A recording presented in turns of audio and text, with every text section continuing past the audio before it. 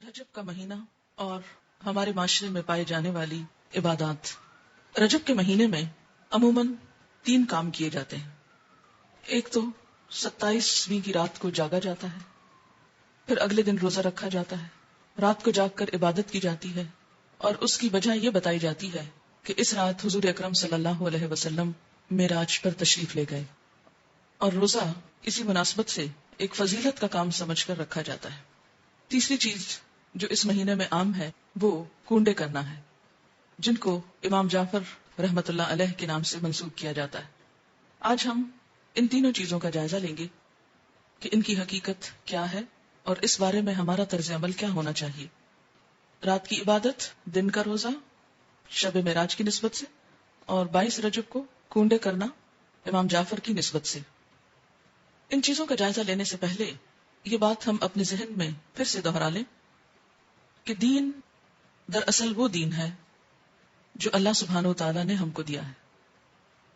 جو محمد صلی اللہ علیہ وسلم کے ذریعے ہم تک پہنچایا گیا۔ قرآن پاک اس کے بارے میں فرماتا ہے،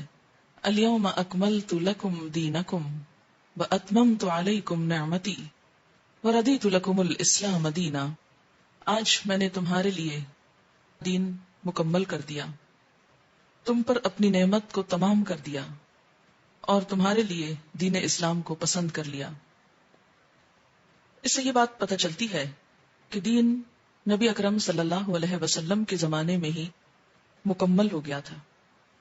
عبادت کے نام پر کیا کرنا چاہیے اور کیا نہیں کرنا چاہیے، اس کا سورس یا تو اللہ کی کتاب ہے یا پھر حضور اکرم صلی اللہ علیہ وسلم کی سنت ہے، کیونکہ جب ایک مسلمان ہوتا ہے تو جو کلمہ وہ پڑھتا ہے وہ لا الہ الا اللہ اور محمد رسول اللہ ہے۔ دین کے نام پر جو کام بھی ہم کریں گے اس کی اتھارٹی انہی 2 ہستیوں کی طرف سے ملنی چاہیے۔ ان کے بعد کسی انسان کو یہ حق حاصل نہیں، خواہ وہ کتنا بھی بڑا عالم کیوں نہ ہو، کتنا بھی ذہین کیوں نہ ہو، کتنا بھی سمجھدار کیوں نہ ہو، کہ وہ دین کے نام پر کوئی اور چیز انٹروڈیوس کرائے،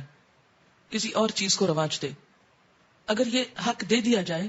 تو دین میں طرح طرح کی نئی باتیں شامل ہو جائیں جو اصل دین کی جگہ لے لیں گی، اور دین کے نام پر بہت سا انتشار، اختلاف اور باہم عداوت جنم لے گی۔ یہ 3 عبادات، رات کا جاگنا، دن کا روزہ، اور اس کے بعد 22 رجب کو امام جعفر صادق کے نام پر کچھ پکانا اور دینا، یہ تمام چیزیں حضور صلی اللہ علیہ وسلم کے دور میں موجود نہیں تھیں۔ 27 رجب کی رات، جسے عموماً شب معراج کہا جاتا ہے، اس میں آپ صلی اللہ علیہ وسلم کو اگر معراج نصیب ہوئی، اگر کا لفظ میں اس لیے بول رہی ہوں کہ اس تاریخ میں بھی اختلاف ہے، سال میں بھی اختلاف ہے، اس کا ذکر میں بعد میں کروں گی۔ اگر آپ کو معراج نصیب ہوئی بھی اس رات میں، تو آپ صلی اللہ علیہ وسلم نے اسی رات جو مخصوص عبادت کی، اس کے بعد کبھی بھی ہر سال 27 رجب کو کوئی خاص عبادت نہیں کی، نہ ہی صحابہ کرام نے کبھی 27 رجب کی رات کو کوئی شب بیداری کی یا اس کی کوئی فضیلت بتائی۔ اسی طرح جہاں تک روزے کا تعلق ہے تو روزہ بھی سنت سے ثابت نہیں ہے، عزت افزائی کی جاتی۔ تو اس سے کیا پتہ چلتا ہے کہ اس رات میں شب بیداری اور اس دن میں روزے کی کوئی حقیقت نہیں۔ اسی طرح جہاں تک امام جعفر کے نام پر جو کونڈے دیے جاتے ہیں، تو بات یہ ہے کہ یہ تاریخ نہ تو امام جعفر رحمت اللہ علیہ کی پیدائش کی ہے اور نہ ہی آپ کی وفات کی ہے، لہٰذا ان کی طرف اس کی نسبت کا کوئی ثبوت ہی نہیں ملتا یا جواز ہی نہیں ملتا۔ امام جعفر رحمت اللہ علیہ کی ولادت ایک روایت کے مطابق 8 رمضان 80 ہجری میں ہوئی، یا 83 ہجری کی روایت بھی موجود ہے، 83 یا 80، اور وفات شوال کے مہینے میں 148 ہجری میں ہوئی۔ اس لیے نہ تو ہم یہ کہہ سکتے ہیں کہ آپ کی پیدائش کی خوشی میں یہ ہو رہا ہے، اور نہ ہی یہ کہہ سکتے ہیں کہ آپ کی وفات کے ضمن میں یہ کوئی کام ہو رہا ہے، اگرچہ اصلاً ہی کسی کی پیدائش یا کسی کی وفات پر کچھ کھانا پکانا یا مخصوص کھانے پکانا اسلام کی روح کے مطابق ہی نہیں۔ اسلام میں صدقہ خیرات کا جو تصور ہے وہ یہ کہ انسان جب اپنے پاس کچھ مال پائے یا کسی ضرورت مند کو دیکھے تو وہ صدقہ خیرات کرے۔ اسی طرح اسلام نے صدقہ خیرات کی کچھ مخصوص شکلیں نہیں بتائیں کہ وہ حلوہ ہو یا کھیر ہو یا پوریاں ہوں یا چاول ہوں یا دیگ ہو یا بریانی ہو یا کوفتے ہوں، نہیں، اس لیے کہ اسلام ایسی کسی تکلیف میں انسان کو نہیں ڈالتا جو انسان کے لیے نبھانا مشکل کا سبب ہو یا مشکل پیدا کرے۔ ہم دیکھتے ہیں کہ اسلام ایک یونیورسل ریلیجن ہے، وہ کسی خاص کلچر کی پیداوار نہیں، یا کسی خاص کلچر کے لیے نہیں، کسی خاص ملک یا علاقے کے لیے نہیں، ہر زمانے، ہر دور اور ہر علاقے کے لوگوں کے لیے ہے، اور اس میں ایسے احکامات ہیں کہ جو ہر علاقے کے لوگ سہولت کے ساتھ کر سکیں۔ کئی معاشرے ایسے ہیں کہ جہاں کھیر پکائی ہی نہیں جاتی، یا پوریاں بنانے کا طریقہ ہی نہیں آتا، یا کئی لوگ پوریاں بنانا جانتے ہی نہیں، تو کیا ایسے لوگ پھر اس عبادت سے محروم رہیں گے کہ جو ایک مخصوص کھانا نہ پکا سکتے ہوں؟ اس لیے جتنی بھی من گھڑت چیزیں دین میں داخل کی گئیں، ان سب کے پیچھے اسی قسم کی باتیں آپ کو ملیں گی۔ کونڈوں کی رسم کے بارے میں ایک روایت کے مطابق اس کی ابتدا 1906 میں امیر مینائی کے خاندان سے ہوئی اور امام جعفر کے نام پر شروع ہوئی، اور یہ امیر مینائی کا خاندان جیسا کہ آپ جانتے ہیں کہ لکھنؤ سے یا ہندوستان سے تعلق رکھتا ہے، تو اس رسم کی تو ابتدا بھی عرب سے نہیں ہوئی، یا جہاں اسلام کا اوریجن ہے وہاں سے نہیں آئی، تو اس کو اسلام یا دین کا حصہ یا نیکی یا عبادت آپ کیسے قرار دے سکتے ہیں؟ اگر آپ کو کسی کو بھی روح کو ثواب پہنچانا ہے، ان کے لیے صدقہ خیرات کرنا ہے،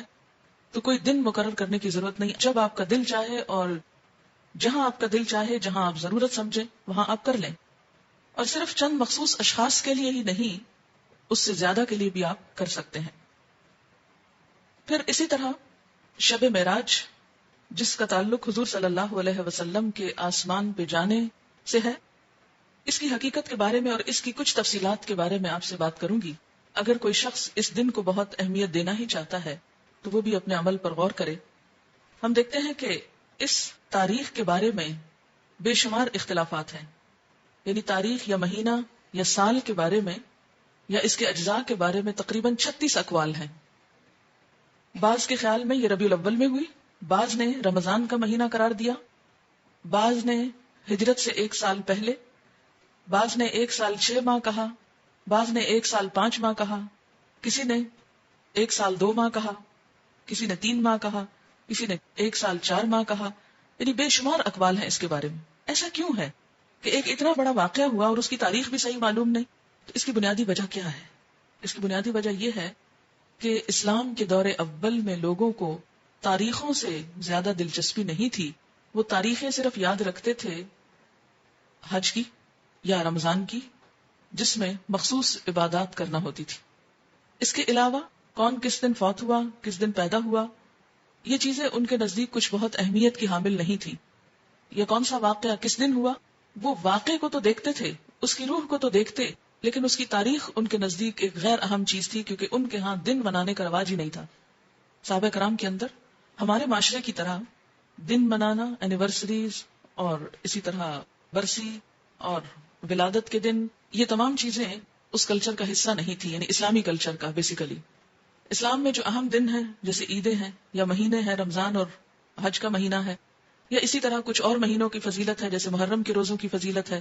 یا ذوالحج کے ابتدائی عشرے کے روزوں کی فضیلت ہے، یا شعبان کے روزوں کی فضیلت ہے، یا ہر مہینے 3 دن ایام 20 کے روزے کی بات آئی ہے۔ یہ دن تو شریعت نے خود مقرر کر دیے، لیکن اس کے علاوہ باقی چیزیں بعد کے دور میں پیدا ہوئی، ان کو دین کا حصہ بنا لینا اور ان کے اوپر اس طرح پابندی سے عمل کرنا جیسے نماز کی پابندی کی جاتی ہے، تو یہ دین میں نئی روایات پیدا کرنے کے برابر ہوگا۔